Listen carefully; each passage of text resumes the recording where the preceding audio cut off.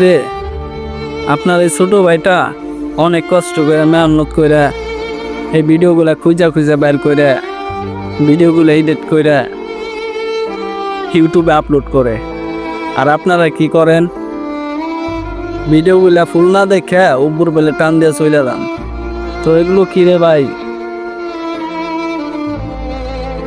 একটা লাইক, একটা কমেন্ট, আর একটা শেয়ার, আর একটা সাবস্ক্রাইব চাইতেছি। টাকা পয়সা চাইতেছি, টাকা পয়সা চাইলে তো দিতেন না, শুধুমাত্র একটা সাবস্ক্রাইব আর একটা লাইক আর একটা কমেন্ট আর একটা শেয়ার করেন না ভাই।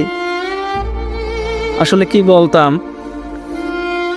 গরিব মানুষের সাপোর্ট করার মতো কেউ নাই না ভাই।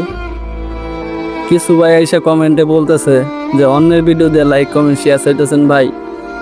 হ্যাঁ রে ভাই, অন্যের ভিডিও দেই ঠিক আছে, কিন্তু কিছু কন্টেন্ট আমার আছে ভাই। আমার নিজের কন্টেন্ট ছাড়া আমি কোনো ভিডিও আপলোড করি নাই এ পর্যন্ত। কোনো একটা ভিডিওতে যদি দেখাইতে পারেন আমি নিজের কন্টেন্ট ছাড়া ভিডিও আপলোড করছি, তারপর এসে কমেন্টে বললেন। তো আসলে এই ভিডিওটা বানানোর উদ্দেশ্য ছিল না, তারপরে ভিডিওটা বানাইতেছি। তো আসলে কি বলতাম, আমাদের সমাজে এরকম জঘন্য কাজ হইতেছে যে ভিডিওগুলো তুলে না ধরলে আপনারা বুঝতেই পারবেন না, তো আপনারা জানতেও পারবেন না।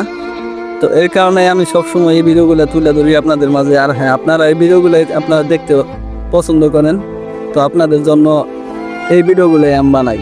তো সবাই এই ভিডিওটা তো অন্তত লাইক কমেন্ট শেয়ার করবেন। আর হ্যাঁ, চ্যানেল নতুন হয়ে থাকলে অবশ্যই চ্যানেলটা সাবস্ক্রাইব করবেন। তো ঘটনা হয়েছে নাটোরের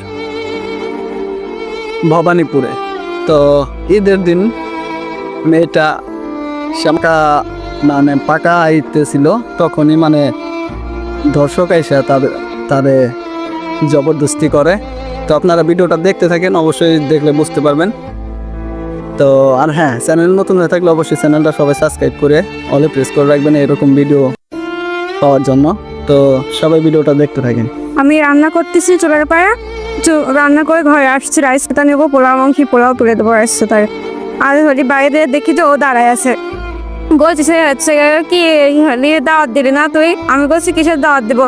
আর করছে দিন মানুষ দাওয়াত দেয় না। আমি বলছি যে দাওয়াত কি দেবো, আপনি আসেন না হলে আইসেন বসেন, হচ্ছে চামাই রুটি খাওয়া জানি দিন।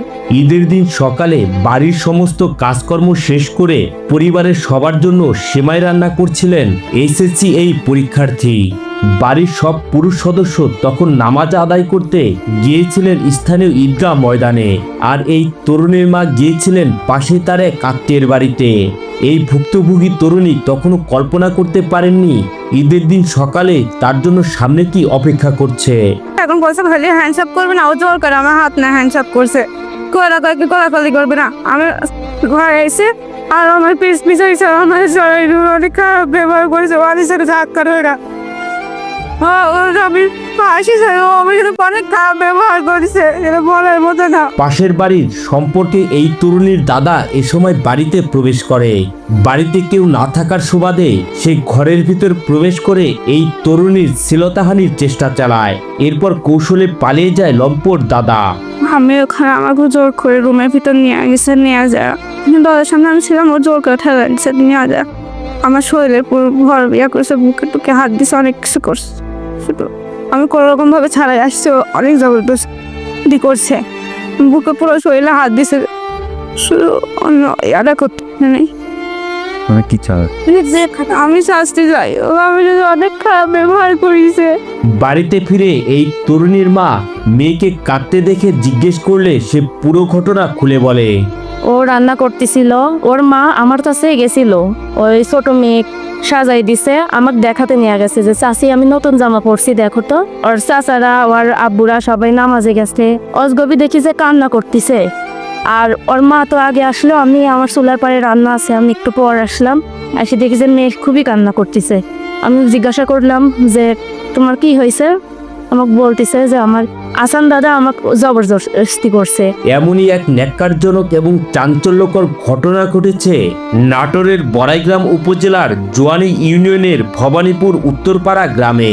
যদি আপনাদেরকে দেখাই যে এই যে হচ্ছে সেই ধর্ষক চেষ্টা, মানে ধর্ষকের বাসা হচ্ছে এই যে এটা হচ্ছে ধর্ষকের বাসা। আর ঠিক তার 100 ফিট 150 ফিট পরেই যে ভোক্তা যে যার সাথে ধর্ষণ, এই তরুণীকে প্রতিবেশী দাদা আসান প্রামাণিক বাড়ি ফাঁকা পেয়ে তাকে ধর্ষণের চেষ্টা চালায় বলে অভিযোগ করেন তিনি। উনি আমার বাড়ির মধ্যে ঘট করে একটু কথা পাইছে, এইটুকু সময়ের মধ্যে ঢুকে আমার মেয়েকে ঘরের মধ্যে যে লাঞ্ছিত করছে। লাঞ্ছিত করার পর আমার মেয়ে স্বীকৃত আমার ওয়াইফ পাশের বাড়ি গেছিল। বিষয়টি নিয়ে স্থানীয়রা সালিশি বৈঠকের মাধ্যমে সমাধানের চেষ্টা করেও ব্যর্থ হন। পরে আইনের আশ্রয় নেন এই ভুক্তভোগী তরুণীর পরিবার। চাচার ঠিক আছে মামলা করে দেবো, কেউ কিছু না মামলা করা লাগবে না, আমরা দেশে দেখা যাক কী হয়।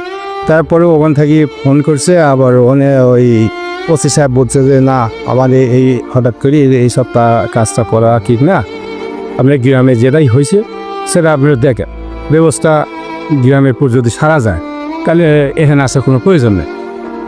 তারপরেও 2 দিন টাইম দিছে যে এই 2 দিনে এই 2 দিনের মধ্যে আপনারা যদি না সারতে পারেন তারপরে আমাদের কাছে আসবে। এখন এই তো আমাদের মিটিং করলাম, অন্তত 150-200 জন লোক লিয়া মিটিং করার পর ওর মধ্যে লিয়া ও মারধর করা হয় নাই। আর ওসি সাহেব বলছে ও মারধর করবেন না, ও অপমানিত করবেন না, এই জন্য এই ভয়ে কিন্তু কিছু করা হয়নি। তাছাড়া তো মারলে তো ওর সুমার হয়ে যাইতে, এই জন্য দেশের নিয়মকানুন মানি আমরা ভদ্রতার মতন দেখে আমরা মিটিং করছি। মিটিংয়ে কিছু শর্ত দেওয়া যে এই কাজ যেন না করা হয়, ওই শর্ত মানেন নাই। স্থানীয়রা এই ঘটনার উপযুক্ত শাস্তি দাবি করে বলেন, এই ঘটনা পরবর্তীতে পরিবারের অন্য কারোর সাথে ঘটাতে পারে। শাস্তি চাচ্ছি, এই আজ আমার এই মেয়ের সাথে করছে, কাল তো অন্য মেয়ের সাথেও করতে পারে। আমরা শাস্তি চাই, যে সে একটা তো ব্যবস্থা নিতে হবে, কারণ প্রত্যেকবার গ্রামের মধ্যে তো এরকম করা উচিত না, প্রত্যেকটা মেয়ের সম্মানহানি তো করা উচিত না। আমরা তো শাস্তি চাই।